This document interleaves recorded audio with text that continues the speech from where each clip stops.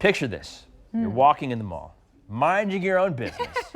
Then all of a sudden, bam! The smell of that nice, warm, delicious pretzel. I'm hungry right now. It just hit you. Bill, we all know that all too well, but now you can actually make them from the comfort of your own kitchen. We can rejoice. Our partners at Better Homes and Gardens share a simple recipe. Homemade pretzels are fun and easy to make.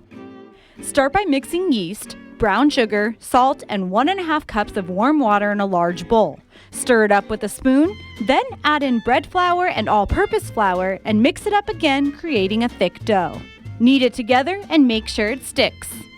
Next up, turn dough out onto a floured surface and knead it until smooth and elastic, taking about 8 minutes. Spray a glass bowl with grease and put the dough in, turning it to coat both sides. Then cover and let rise at room temperature for 1 hour. Combine baking soda and warm water in a separate bowl.